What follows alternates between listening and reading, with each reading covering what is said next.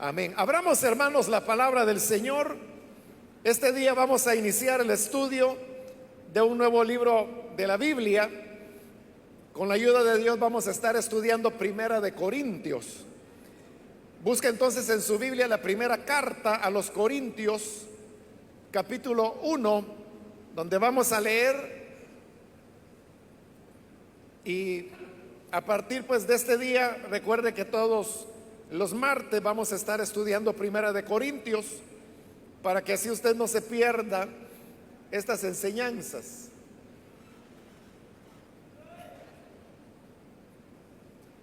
La palabra de Dios en Primera de Corintios, capítulo 1 y versículo 1 nos dice: Pablo,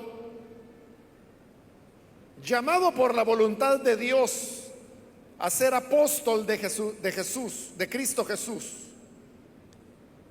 y nuestro hermano Sóstenes, a la iglesia de Dios que está en Corinto, a los que han sido santificados en Cristo Jesús y llamados a ser su santo pueblo, junto con todos los que en todas partes invocan el nombre de nuestro Señor Jesucristo, Señor de ellos y de nosotros. Que Dios nuestro Padre y el Señor Jesucristo les concedan gracia y paz. Amén. Hasta ahí dejamos la lectura. Pueden tomar sus asientos, por favor.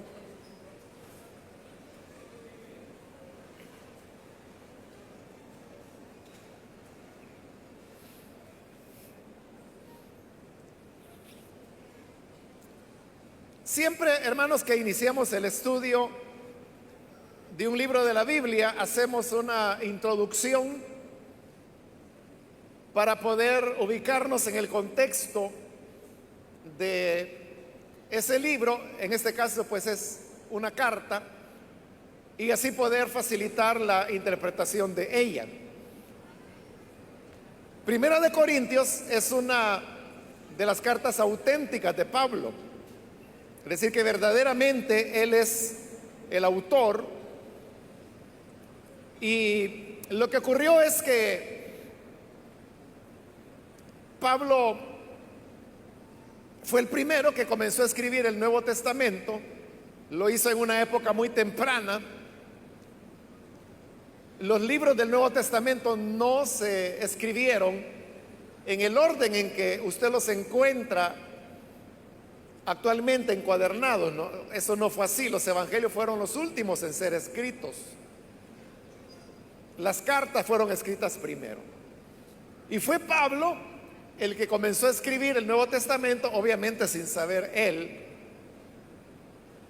que lo que estaba escribiendo llegaría a ser un día escritura, y mucho menos sin saber que eso llegaría a formar un cuerpo que hoy nosotros conocemos como Nuevo Testamento.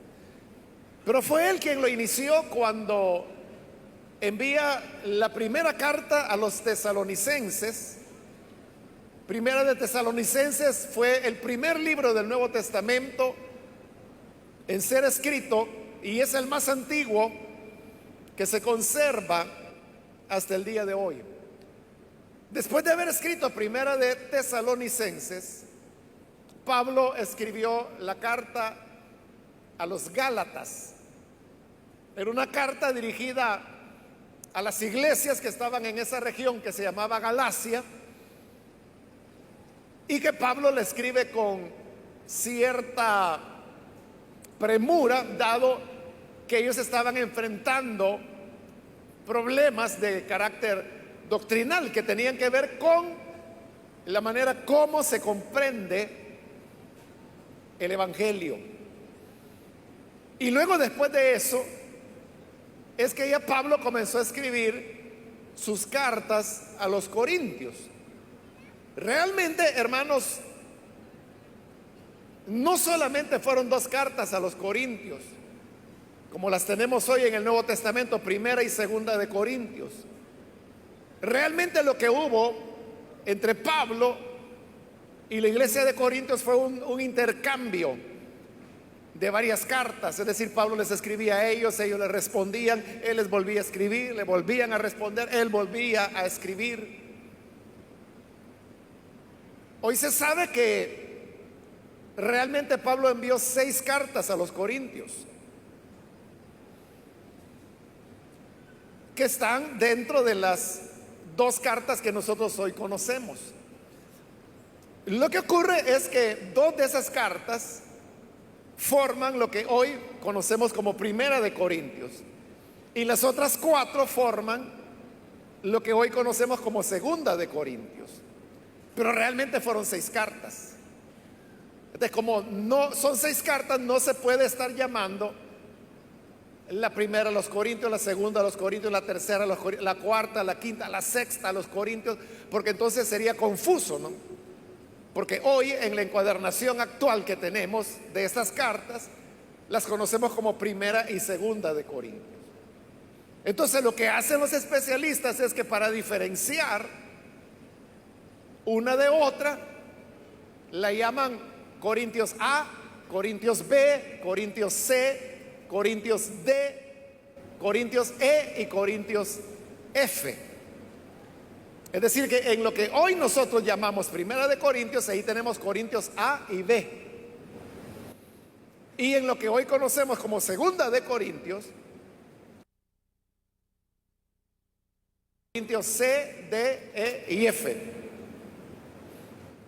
Ahora, entonces, si fue así, ¿por qué es que ahora nosotros solo tenemos 2 cartas, que es Primera y Segunda de Corintios? Bueno, por eso, hermanos, es que comencé contándole acerca de cómo es que Pablo comenzó a escribir sus cartas. Y le dije que la primera en ser escrita fue Primera de Tesalonicenses. Luego escribió la carta a los Gálatas. Ya estando Pablo en Éfeso, ahí es donde comienza a enviar sus cartas a los corintios. De las 6 cartas que Pablo envió a los corintios, 4 las envió desde Éfeso, y las otras 2 fueron cuando él ya iba camino a Jerusalén,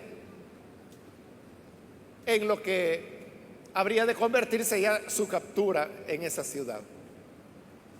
Entonces, ¿qué es lo que pasó? Que Pablo estaba en Éfeso, y estando en Éfeso hasta ese momento, recuerde, él solo ha escrito Primera de Tesalonicenses y la carta a los Gálatas. Pero estando en Éfeso, él recibe la visita de 3 hermanos que venían de Corinto. Estos 3 hermanos no son muy conocidos. Uno se llamaba Estéfanas,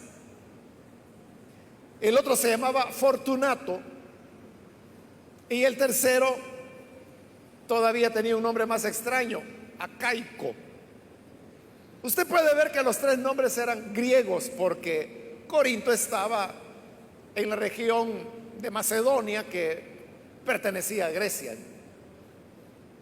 Estos 3 hermanos, Estéfanas, Fortunato y Acaico, llegan hasta Éfeso para visitar a Pablo, y estando ahí comienzan a contarle los problemas que se estaban dando en la iglesia de Corinto. En ese momento habían varios problemas, pero el que más preocupó a Pablo es que dentro de la iglesia de Corinto habían hermanos que eran pudientes económicamente, y precisamente por esa condición es que ellos tenían ciertas disputas dentro de la iglesia. Entonces, ahí es donde Pablo se preocupa por esa situación, y ahí es cuando escribe Corintios A. Esa carta, que fue la primera que él envió a la iglesia de Corinto, nosotros la tenemos dentro de Primera de Corintios, pero la tenemos fragmentada.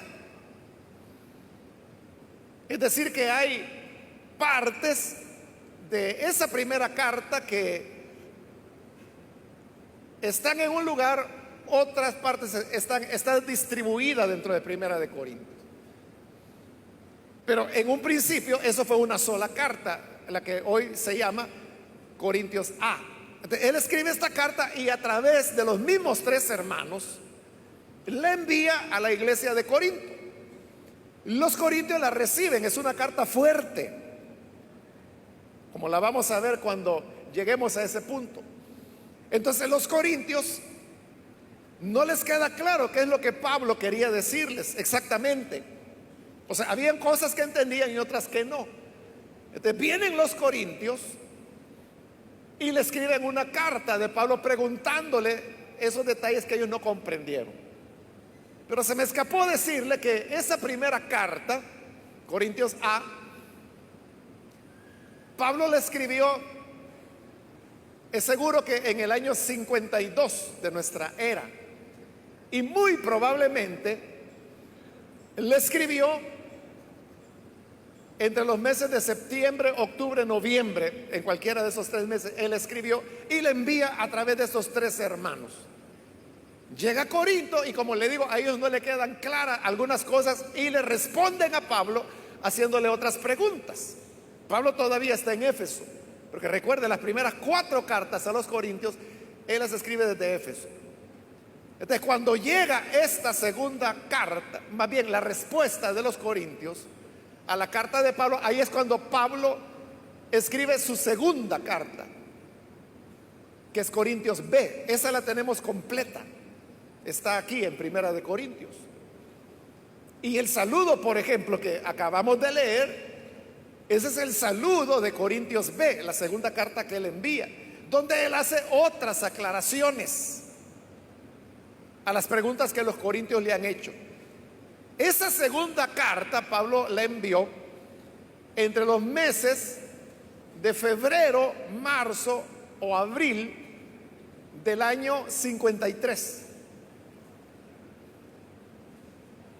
Y llega hasta los corintios. Ellos le van a contestar, pero nos vamos a detener hasta ahí, porque ahí tenemos ya Corintios A y Corintios B, que son los que forman Primera de Corintios. Si al terminar Primera de Corintios continuamos con Segunda de Corintios, entonces ahí le voy a relatar la historia de cómo es que Pablo escribió las otras 4 cartas. Bien, la vida de Pablo continuó y él escribió esas otras cartas hasta completar 6 cartas a los corintios, y escribió otras cartas. Y luego Pablo muere, es sacrificado. Pero las cartas de Pablo, aunque tenían un destinatario, ¿no? Como por ejemplo acá, estas cartas, las 6 iban dirigidas a los corintios. Pero los corintios, por ejemplo, tomaban las cartas de Pablo y la compartían con otras iglesias diciendo: miren, esta es la carta que Pablo nos envió. Es decir, que las cartas, aunque tenían un destinatario, comenzaron a circular entre las iglesias que Pablo había fundado.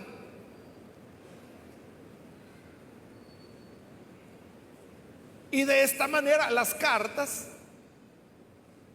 comenzaron a adquirir un sentido de universalidad. Es decir, que aunque una carta fuera dirigida a Tesalónica, por ejemplo, esa carta no solo le servía y fue útil para los tesalonicenses, ellos la compartieron con otras iglesias, con Corinto, con los Gálatas, con los filipenses,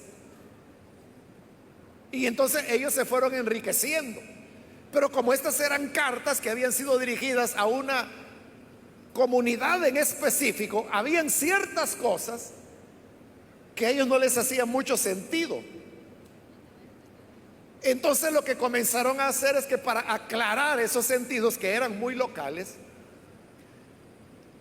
las personas comenzaron a hacer aclaraciones de lo que Pablo había escrito para que todos entendieran. Y esas aclaraciones las añadían a las cartas de Pablo, y por eso se llaman adiciones, porque son añadiduras que la gente hizo. No tenemos que asustarnos de decir: pero qué barbaridad, ¿cómo es eso que a la palabra de Dios le estaban añadiendo? Es que no era palabra de Dios. en ese momento no era reconocida así, sino que era simplemente una carta de Pablo. Es como que si usted recibiera una carta de su tío que vive en otro país y que le dice: querido sobrino, y le comienza a hablar cosas que son útiles, no solo para usted, sino que para cualquier otra persona. Pero dentro de esa carta le dice: y me recuerdo de las tardes cuando visitábamos a doña Rosita. Pero eso, por ejemplo, lo sabe usted. Pero fuera de usted, la gente no sabe quién es doña Rosita. Entonces, para que la carta pueda ser útil a las demás personas, la carta de su tío, entonces usted viene y pone una nota aclaratoria y dice: la doña Rosita era una señora que vendía gallinas en el vecindario. Ya con eso la gente entiende. Eso exactamente fue lo que hicieron las iglesias locales, que cuando Pablo les escribía a ellos particularmente, y hablaba de cosas que ellos y Pablo conocían, pero las otras iglesias no. De como no las conocían, comenzaron a poner notas aclaratorias. Esas son las adiciones. Y eso es malo. O sea, hoy nosotros podríamos pensar: pero qué malo, ¿verdad? Porque entonces le añadieron a las palabras de Pablo. Pero ¿sabe qué hubiera ocurrido si no les añaden? Que ni para nosotros esas cartas dirían nada.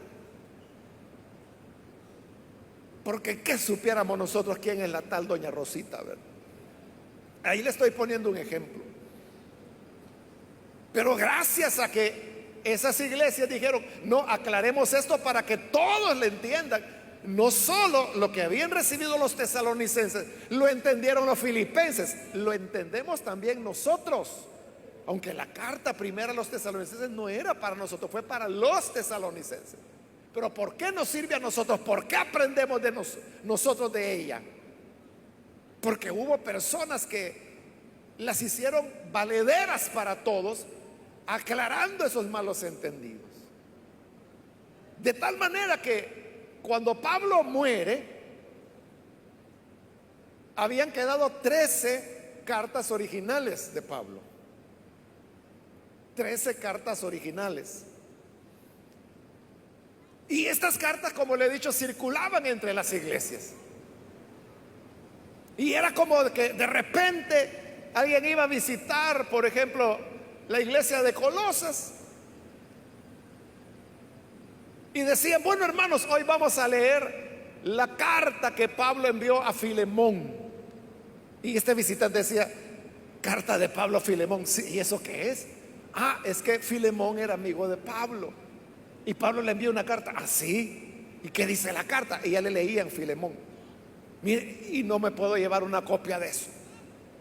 Hacían la copia y ya se la llevaba. Y así las iglesias se iban enterando de todas las cartas que Pablo había escrito, las cartas auténticas de él. Entonces, al final ellos vieron que era un conjunto de 13 cartas. Eso es lo que les quedó como herencia, y ya no habían más. Entonces, alrededor de finales ya del primer siglo, eso de el número 13 para las cartas como que no sonaba muy bien, ¿verdad? Entonces ellos decidieron mejor unir las cartas o varias cartas para poder reducir el número. Entonces, así es como, por ejemplo, en Filipenses se unen 2 cartas, que las 2 iban dirigidas a los filipenses. 2 cartas diferentes, pero que las unen en una sola, lo que hoy nosotros conocemos como Filipenses. Pero hubo casos como Romanos, por ejemplo, que también hay 2 cartas. Pero ahí fíjese, una carta iba dirigida a los romanos, que es del capítulo 1 hasta el 15. Y por eso es que en el 15 usted encuentra un cierre de la carta. Pero luego viene el capítulo 16. El capítulo 16 fue una carta para la iglesia de Éfeso. Entonces note, ciudades diferentes, pero las unieron en una sola, que hoy es Romanos. Y todas estas cartas a los corintios, las 6 cartas que tenían, comenzaron a unirlas. De las primeras 2 cartas las unieron en una sola y eso formó lo que hoy es Primera de Corintios. Y con las otras 4 las unieron y eso formó lo que hoy conocemos como Segunda de Corintios.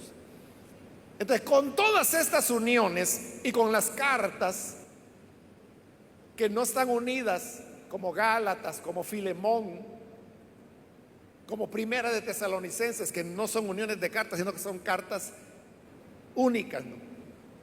Entonces, el número llegó a ser 7. Pero en el siglo segundo, la iglesia comenzó a tener cambios, sobre todo porque ya había sido la destrucción de Jerusalén, la primera generación de creyentes había muerto y entonces había que actualizar las enseñanzas de Pablo para los nuevos momentos que la iglesia estaba escribiendo. Entonces es que los discípulos de Pablo comenzaron a escribir más cartas a nombre de él. Y así es como escribieron Primera y Segunda de Timoteo, Colosenses, Efesios, que realmente si usted las compara, Colosenses y Efesios, fundamentalmente es la misma carta. Efesios es una ampliación de Colosenses, pero los contenidos son los mismos. Escribieron la carta a Tito. El número de cartas otra vez, después que era 7, que era un número bonito, comenzó a crecer de nuevo. Y en el siglo segundo ya, casi entrando al tercero, se escribe una carta más, que es la carta a los hebreos. Ya no lleva el nombre de Pablo, pero quienes la escribieron fueron discípulos de Pablo por su contenido teológico. Y esa carta se añade al cuerpo de cartas de Pablo porque con eso completaban 14. 2 veces 7, ¿verdad? Otra vez habían llegado a un número bonito y hasta ahí llegó. Y así fue como a esas cartas se añadieron los evangelios, las cartas de Pedro, de Juan, Judas, Apocalipsis, y se completó el Nuevo Testamento. Pero cartas auténticas de Pablo solamente son 7. Entonces, lo que hicieron al unir Corintios A con Corintios B para formar lo que hoy conocemos como Primera de Corintios, es que Corintios B, es decir, la segunda carta que Pablo envió, es la que tomaron como base, como marco, como depósito, digamos. Y Corintios A la fragmentaron, la separaron.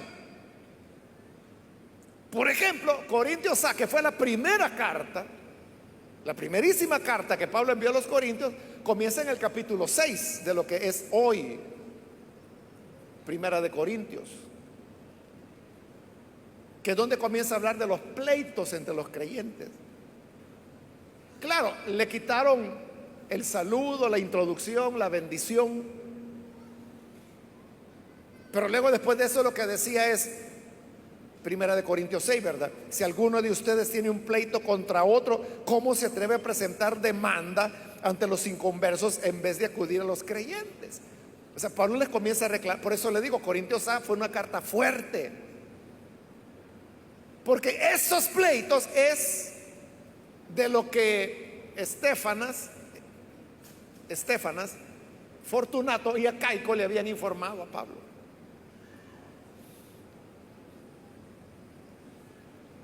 Entonces fragmentaron la carta y la introdujeron en diferentes espacios, diríamos, de Corintios B, y así quedó lo que hoy nosotros conocemos como Primera de Corintios. Esa es la razón, hermanos, de por qué, si usted ha leído detenidamente Primera y Segunda de Corintios, se habrá dado cuenta, pero digo, leerla detenidamente, es decir, con atención, se habrá dado cuenta que Cuando uno lee Primera de Corintios y sobre todo Segunda de Corintios, uno siente que Pablo salta de un punto a otro, o que aún hay situaciones en las cuales Pablo dice, les voy a enviar a fulano, y de repente dice, cuando fulano vino de ustedes, el mismo fulano. ¿Y cómo es eso? Que primero dice que lo va a enviar y aquí ya regresó en la misma carta, aparentemente. Esos saltos, esos cambios, esas incongruencias en el tiempo, uno las percibe, como le digo, pero si se lee detenidamente. ¿Por qué tenemos esa sensación? Porque eso es lo que ocurrió exactamente.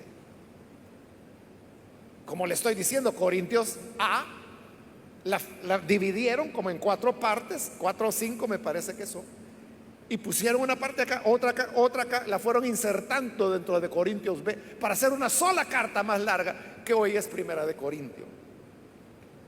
Por eso es que Pablo de un tema salta a otro.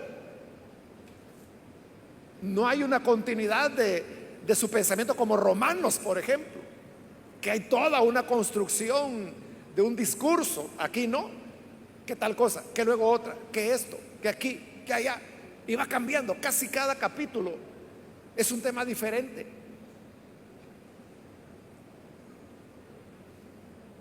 Se debe a eso. Ahora, si usted me pregunta, bueno, ¿y cómo se sabe eso? Que hubo 6 cartas. A través de estudiar esto. O sea, si le estoy diciendo que con solo leer con un poquito de atención, uno se da cuenta de esos saltos. Entonces, los verdaderos biblistas, los estudiosos, han hecho ese trabajo mucho más científicamente, y así es como han logrado identificar las 6 cartas.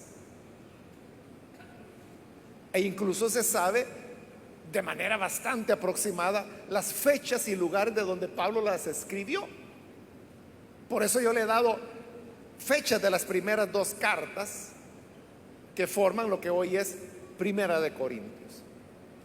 Bien, eso, hermanos, creo que es lo fundamental. Si se nos preguntara qué tema Pablo desarrolla en lo que hoy llamamos Primera de Corintios, no hay un tema, no hay un único tema, son múltiples temas. Como le digo, casi cada capítulo es un tema diferente, pero obedece a eso que le he explicado. Y también que los problemas que había en Corinto eran diversos también.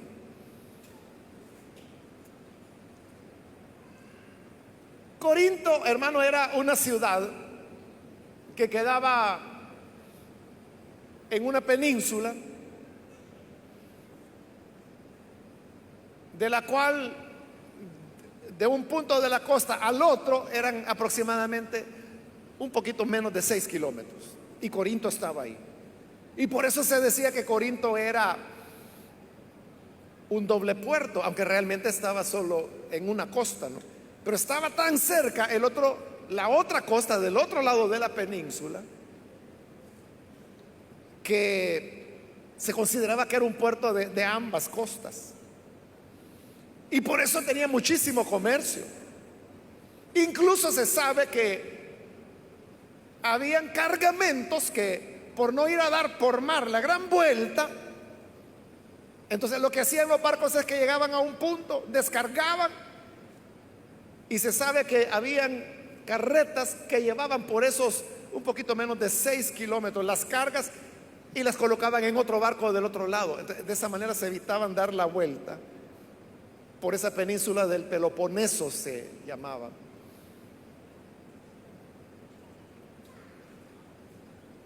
Y eso le daba un gran movimiento comercial a Corinto, y eso hacía que muchas de las personas de Corinto fueran ricas, y había miembros de la iglesia que eran adinerados, y ellos son los que están dando problemas. Claro, tenemos que esperar a llegar hasta el capítulo 6, ¿verdad?, que es donde comienza Corintios A, para poder entender qué tipo de problemas era lo que esta gente pudiente tenía. También se menciona en el tema de la Santa Cena. Pero además Corinto como todo puerto, ¿verdad? Era un lugar donde había mucha prostitución. Y sobre todo porque Corinto tenía esa fama de ser un doble puerto. Si en un puerto hay prostitución, ya no se diga en un doble puerto. Y eso había hecho que las conductas morales en Corinto fueran muy relajadas, muy bajas. Entonces se consideraba que Corinto era una ciudad inmoral. Incluso pues había un verbo que era el verbo corintizar, y corintizar era como depravar a una persona. Depravarla era corintizar, existía la expresión, ¿no? El verbo, porque Corinto era un lugar de mucha perversión. Entonces, por eso es que Pablo tiene que normar temas como, por ejemplo, el del mismo matrimonio, que lo vamos a hallar en el capítulo 7. Y de esa manera tratar de corregir los males que habían.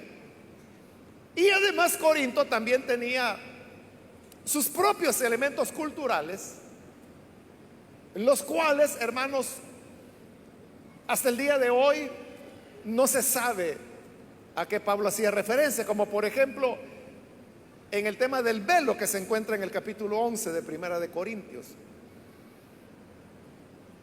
que Pablo finalmente no logra sustentar su argumento. Cuando lleguemos ahí lo vamos a ver.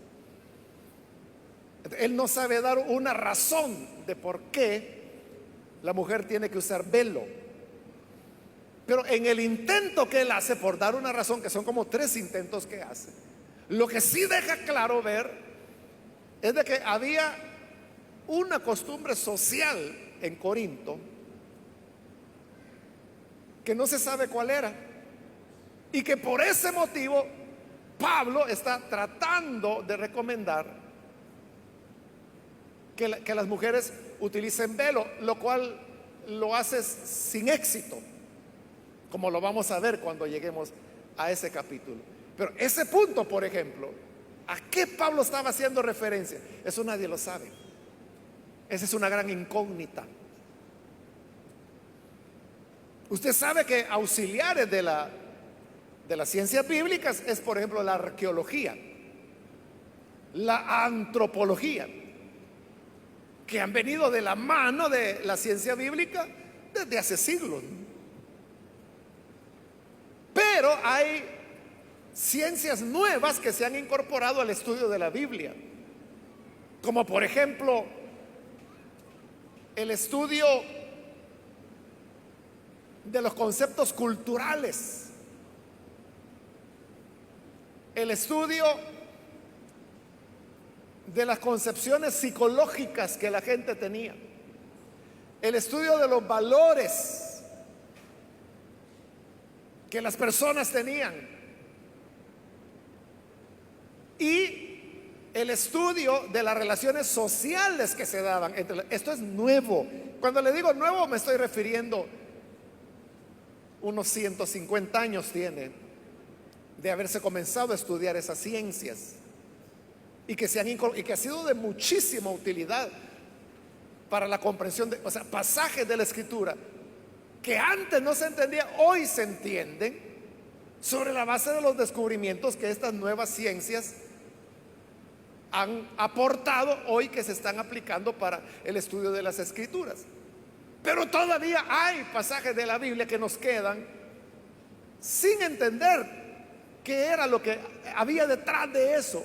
Y uno de esos pasajes es el que estoy haciendo referencia, el tema del velo.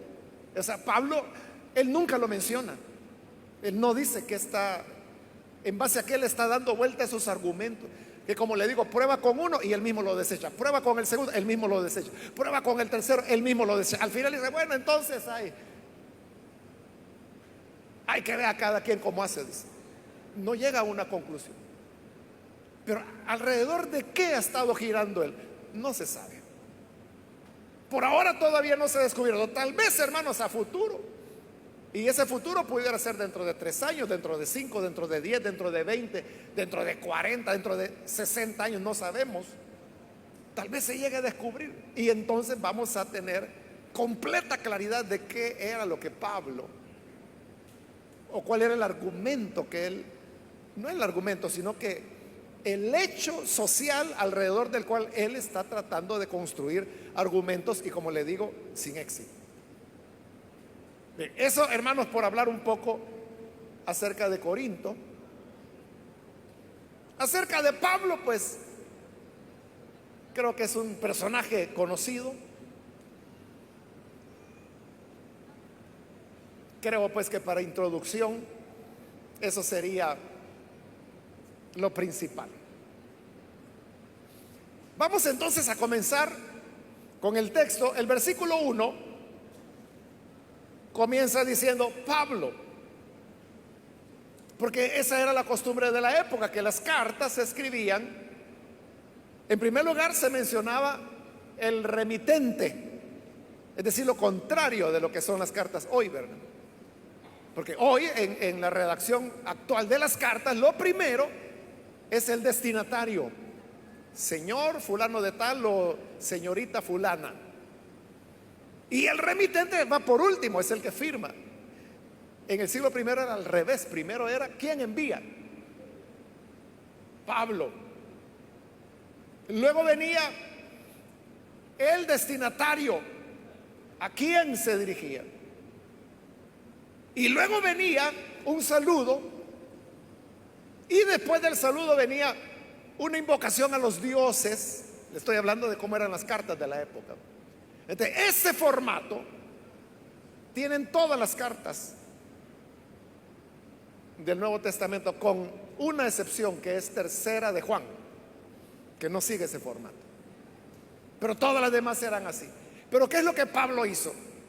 Que ese formato lo cristianizó, diríamos. Entonces, donde iba la invocación a los dioses para que bendijera al destinatario, él lo cambió por una invocación a Dios, al Señor.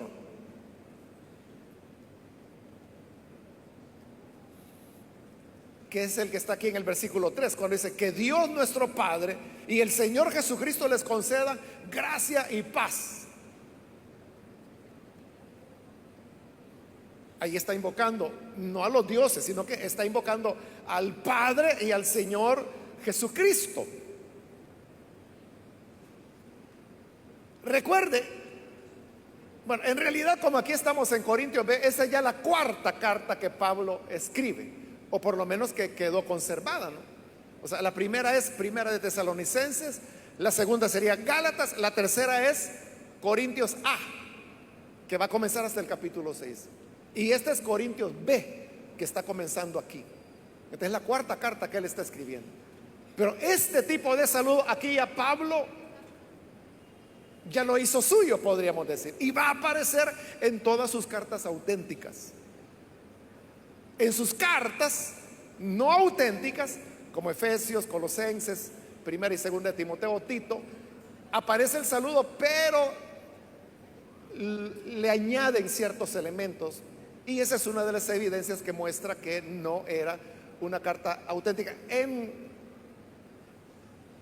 sumándole pues a otra cantidad de evidencias que no es el tema hoy por hoy. Bien, pero aquí dice Pablo, y aquí era genuinamente Pablo quien escribía. No necesariamente es él el que está escribiendo la carta, sino que él está dictando y otra persona está copiando.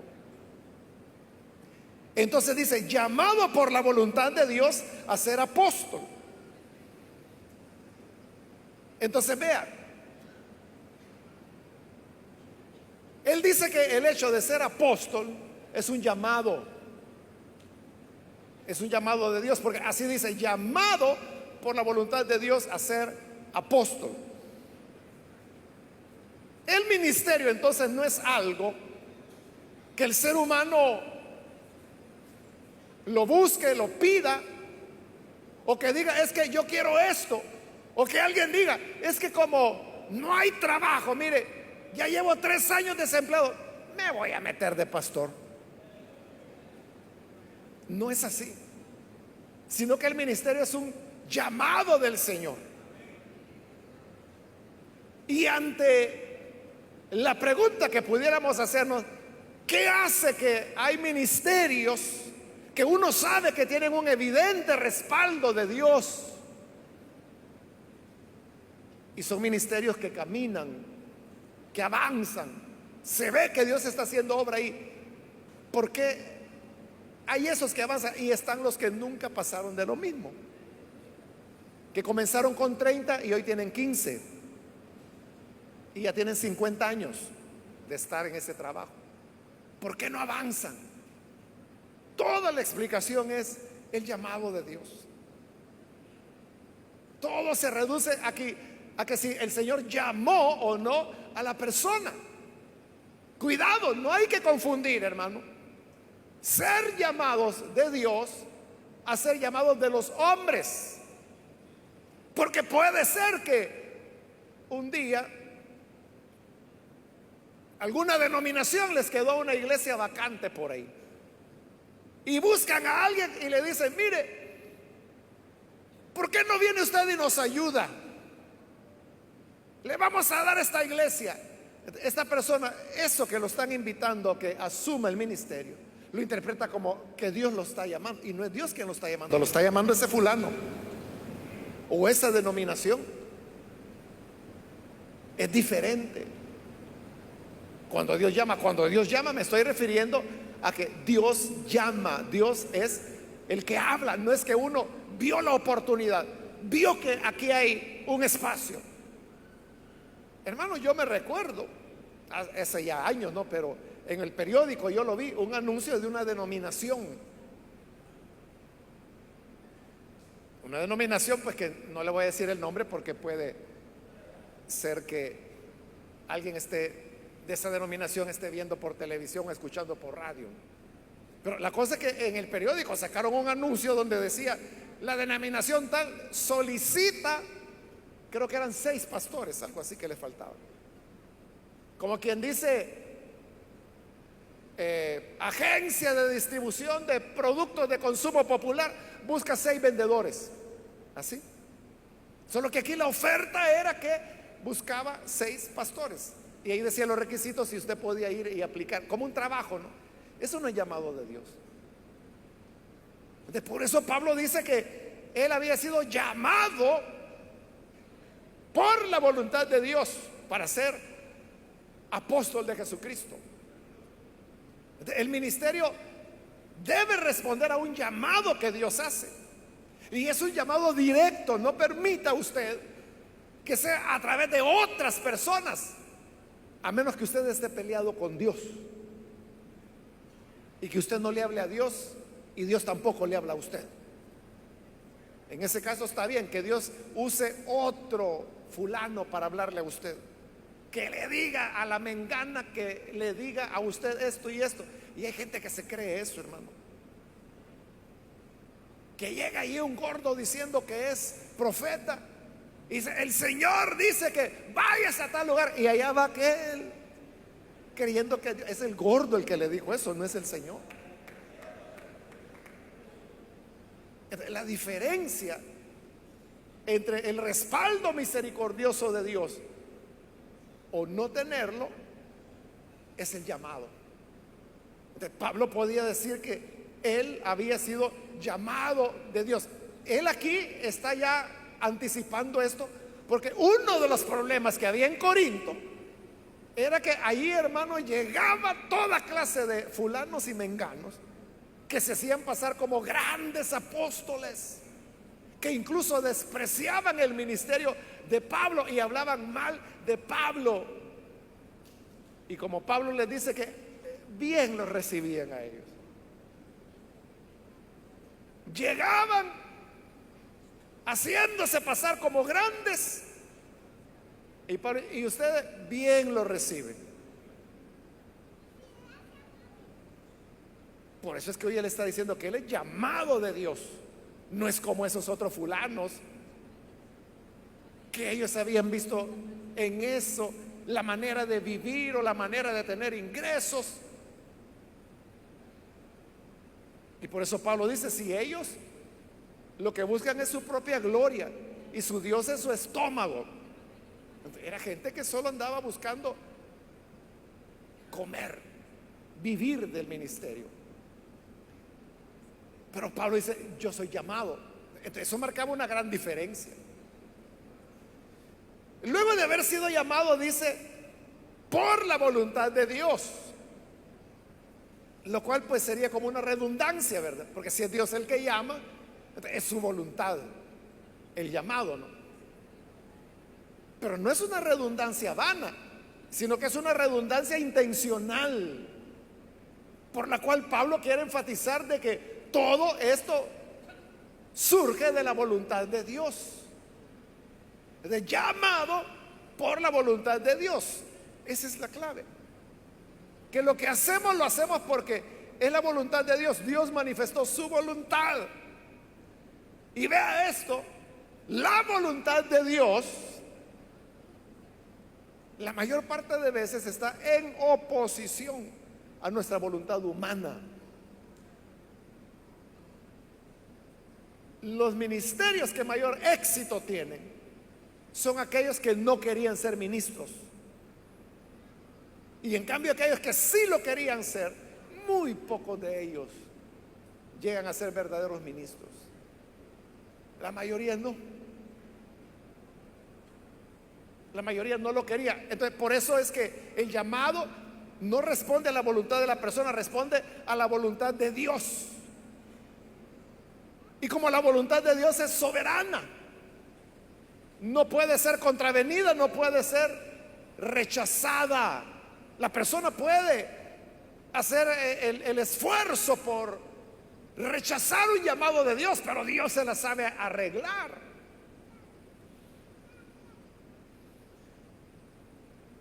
Para aquellos hermanos que tienen, voy a decir, 30 años al menos de ser cristianos, a lo mejor usted recuerda a aquel hermano puertorriqueño, Luis M. Ortiz. Entonces, Luis M. Ortiz es el fundador del Movimiento Misionero Mundial, se llamaba. Y las predicaciones de él, no estoy seguro si todavía se transmiten en la Estación de la Palabra, pero hasta hace unos años se transmitían todavía a través de Radio Restauración y la Estación de la Palabra. No sé, le digo, si todavía se transmite a través de la Estación de la Palabra. Pero la cosa es que nosotros tenemos todas las grabaciones de las predicaciones de Luis M. Ortiz. Entonces, era un hermano de Dios. Bueno, Luis M. Ortiz hasta tuvo incidencia, voy a decir, en el surgimiento del movimiento Elim, porque él llegaba a predicar a Guatemala en la iglesia original, ¿no? Porque Elim nació en Guatemala. Entonces, él era uno de los predicadores que llegaba allá. Y Luis M. Ortiz era un hombre que su énfasis era la palabra de Dios. Entonces, allá es famoso en aquella época, ¿no? Un mensaje que Luis M. Ortiz dio en todo el capítulo 1 de Marcos, pero dicen que predicó como 3 horas. Nadie se movió, hermanos. O sea, porque era un hombre que palabra y palabra y palabra. Bueno, y en esa gente que estaba ahí, entre esa gente que oyó ese mensaje, estaba el muchacho que posteriormente se convertiría en el pastor fundador de esta iglesia. Y ese mensaje fue uno de los elementos que abonó al llamado que él sentía hacia el ministerio. Por eso le digo, el ministerio de Luis M. Ortiz tuvo esa incidencia, ¿no?, en él. Ahora, lo que le quiero decir es cómo fue el llamado al ministerio de Luis M. Ortiz. A eso es a lo que yo quería llegar. Luis M. Ortiz no quería ser ministro. Y Dios le había hablado que lo llamaba al ministerio, pero no quería, no quería y no quería. Y un día que él estaba orando, tiene una visión. Y en esa visión él vio la mano de Dios, pero la vio inmensa. Entonces, la mano de Dios vino y lo agarró a él. Pero él era así como mi dedo y lo agarró así. Así de ese tamaño era la mano de Dios, para que lo agarró de todo el cuerpo y lo agarró. Y Dios le dijo, mira, te estoy llamando para que seas mi ministro, quiero que prediques. Y digo, no, Señor, yo no quiero. Entonces lo apretó te estoy llamando para que seas ministro. Y digo, no, yo no quiero. Lo apretó más. Te estoy llamando para que seas ministro. Y él, y lo apretó más. O sea, llegó un momento en que él ya no soportaba la presión de la mano de Dios, que ya lo hacía estallar, porque cada vez lo fue apretando más, más, más y más, hasta que por último, está bien, Señor. Y ya Dios lo soltó.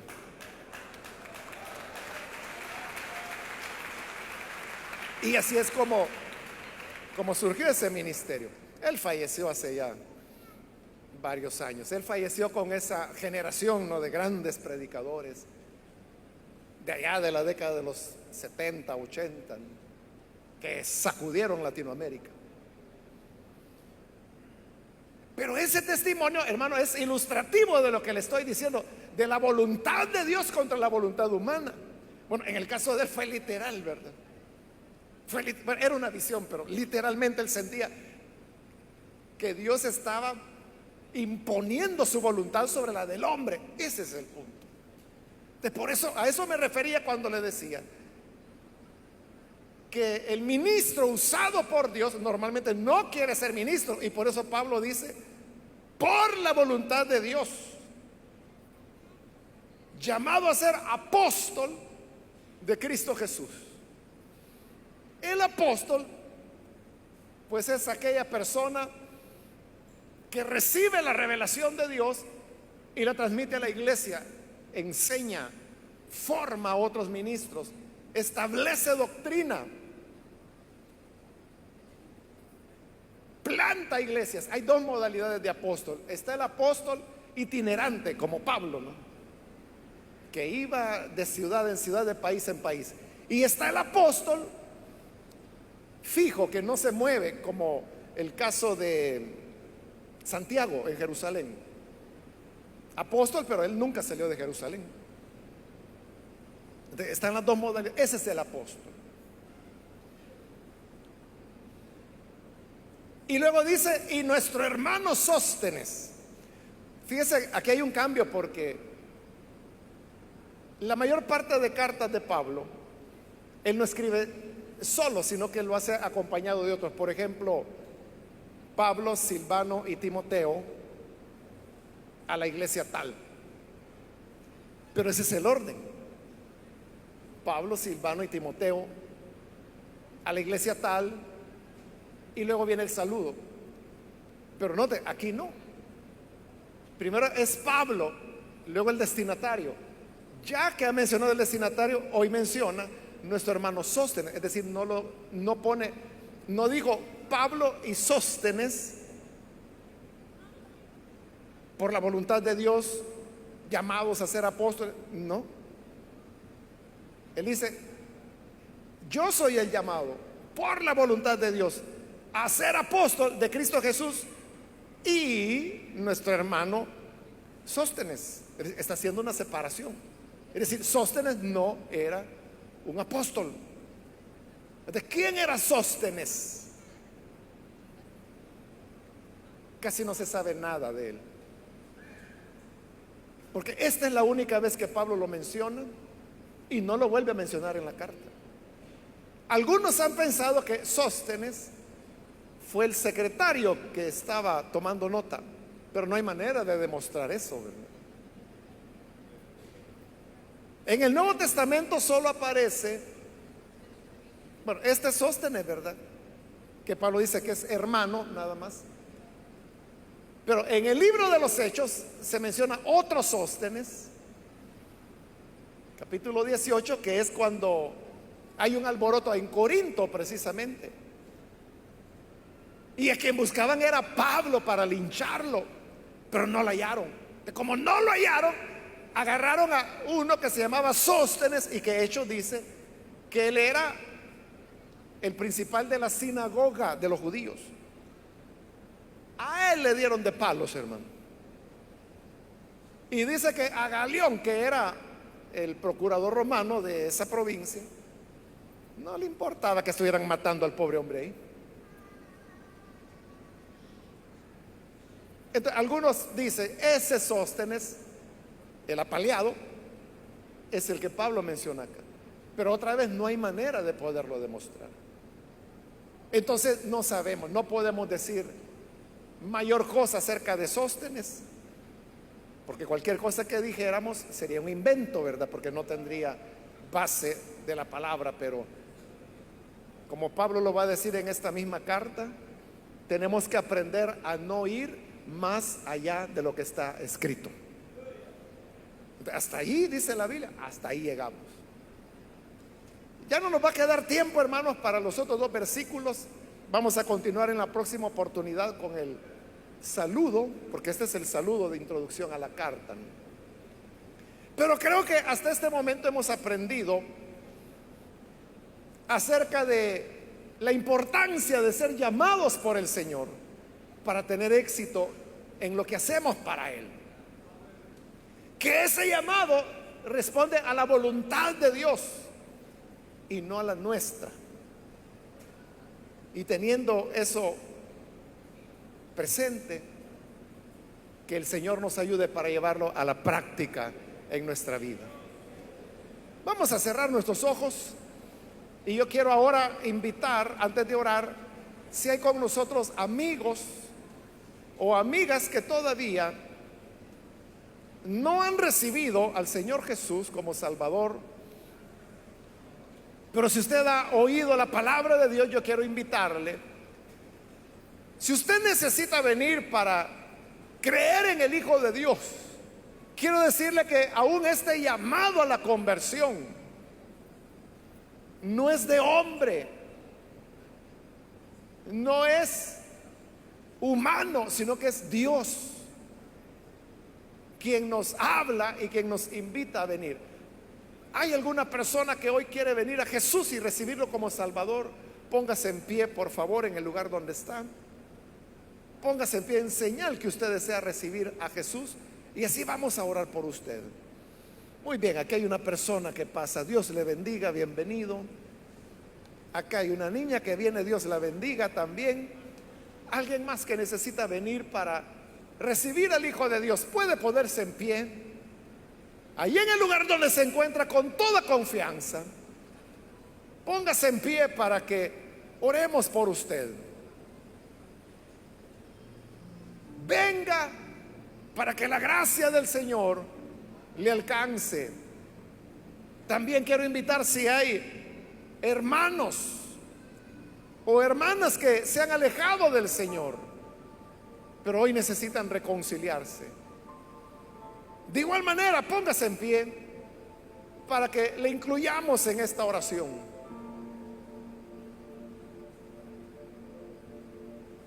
¿Hay alguna persona?